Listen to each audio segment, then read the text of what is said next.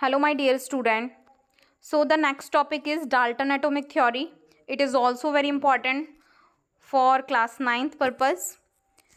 Dalton atomic theory. अभी तक हम दो लॉ पढ़ते आए हैं. लॉ ऑफ केमिकल कॉम्बिनेशन के पार्ट थे, law of conservation of mass और लॉ ऑफ कांस्टेंट प्रोपोर्शन. लेवज़ायर ने जो केमिकल कॉम्बिनेशन वाली थ्योरी दी थी, इसके बाद आए डाल्टन. ये हम एक टाइप से हिस्ट्री पढ़ रहे हैं, केमिस्ट्री की हिस्ट्री है कि जब ये उस टाइम की बात चल रही है जब कोई भी पार्टिकल डिस्कवर नहीं था, सिर्फ हमें ये पता था कि कोई एटम है और उसके अकॉर्डिंग वो थ्योरी देते गए. ठीक है, तो Dalton atomic theory provided an explanation for the law of chemical combination. जो अभी हमने ऊपर पढ़ा है कि लॉ ऑफ केमिकल कॉम्बिनेशन के बारे में, उसी को इन्होंने फर्दर एक्सप्लेन किया है ना. उसी के लिए आता है ना, जैसे साइंटिस्ट ने पहले कोई डिस्कवरी हो गई, उसके आगे से रिसर्च करना स्टार्ट किया, लेकिन जो रिसर्च अगला बंदा करेगा तो वो पहले की थ्योरीज को उठाकर तो पढ़ेगा कि उसने क्या, पहले बंदे ने क्या उसको ऐसी चीज़ें प्रोवाइड की, क्या क्या वो लिख के गए हैं.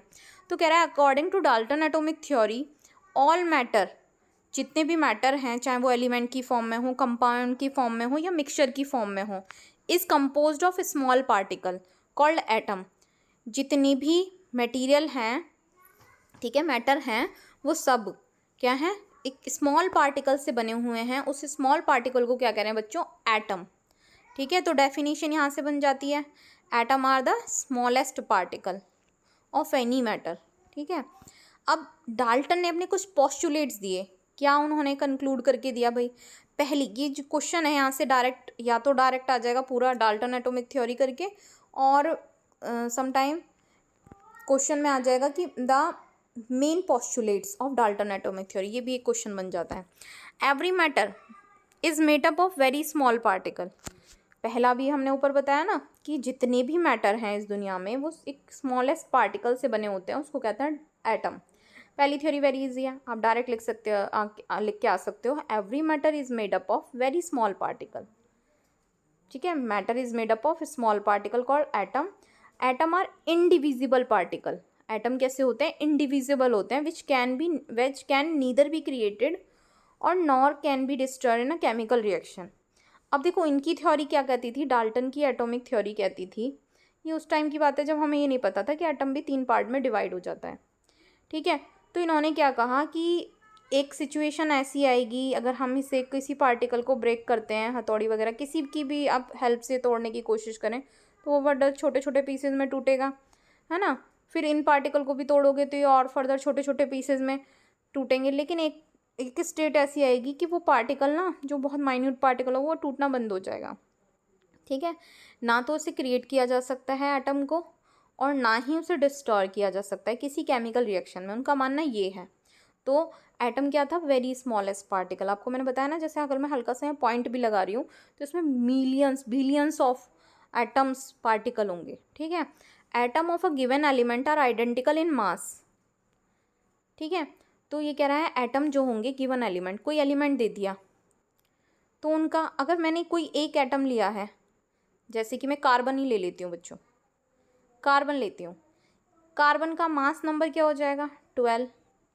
ठीक है, और कार्बन के अगर हमने कोई एटम लिया है तो वो क्या होंगे, उनका मास, अगर जो उसके एटम होंगे, जैसे कि कार्बन लिया है, इसके एटम जो होंगे वो सेम होंगे, चेंजेस नहीं आएगा उनके, हर एक पार्टिकल में कोई चेंजेस नहीं होगा, कार्बन कार्बन ही निकलेगा अगर ब्रेक करेंगे तो.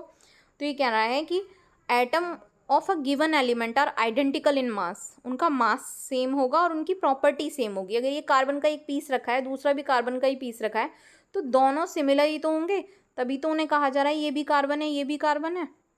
ठीक है ना, तो वो नेचर में क्या होंगे, सेम होंगे, उनकी केमिकल प्रॉपर्टी सेम होगी. आगे बढ़ जाते हैं.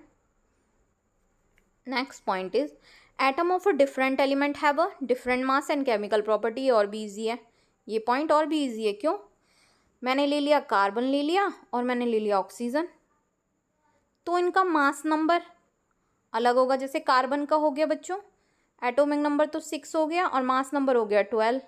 ऑक्सीजन का 8 और मास नंबर हो गया 16. ये भी मैंने समझाए थे इससे पहली थ्योरी में, तो अगर जिसने नहीं समझे हो वो एक बार जाके समझ लें.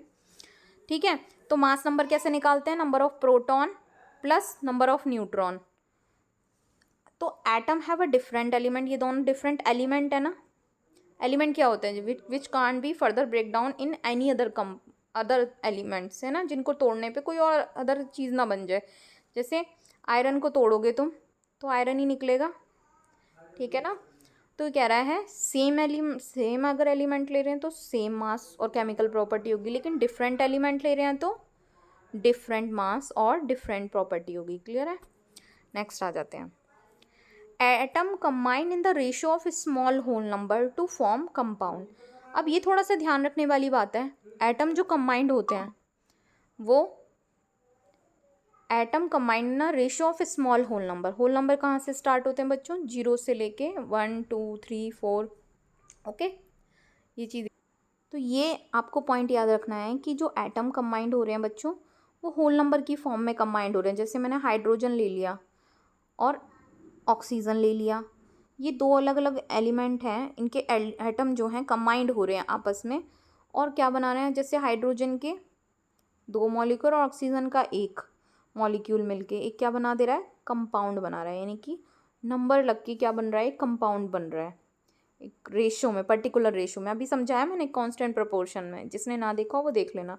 The relative number and kind of atom are constant in a given compound. Student इसका लास्ट पॉइंट ये कहता है बच्चों, जैसे कोई relative number and kind of atom are constant in a given compound. किसी कंपाउंड के लिए, किसी कंपाउंड के बनने के टाइम पे जो उसका नंबर है एलिमेंट्स का, है ना, एटम का, उसके एलिमेंट्स के एटम का, वो चेंज नहीं होगा। क्या मतलब हुआ इस बात का, जैसे मैंने CO2 ले लिया, कार्बन और ऑक्सीजन मिलके CO2 बना रहा है बच्चों।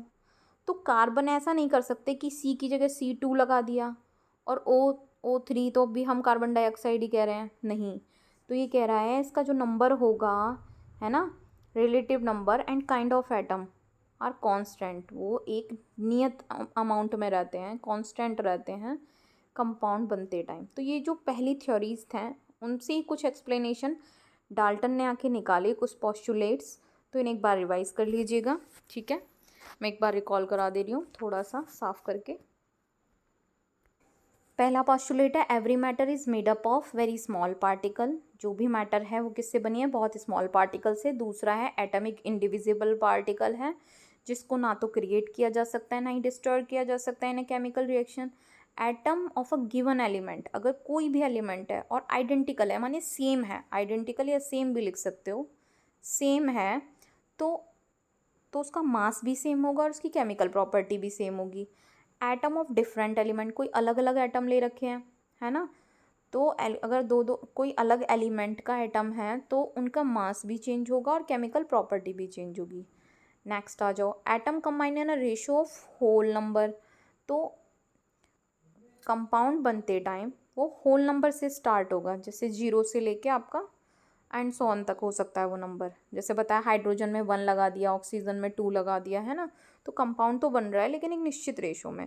अब ये कह रहा है लास्ट लाइन में, इनको चेंज नहीं किया जा सकता। जैसे अपनी मर्जी से हम चाहें कि नंबर हम हाइड्रोजन की जगह H2O2 लिख दें, नहीं, तो हाइड्रोजन वो वाटर नहीं बनेगा। क्लियर है। तो इनका नंबर जो है वो किसी भी कंपाउंड के बनने के टाइम में कांस्टेंट रहता है। It is clear to you. Now next topic में मूव ऑन करेंगे। इस टॉपिक में इतना ही। Bye bye.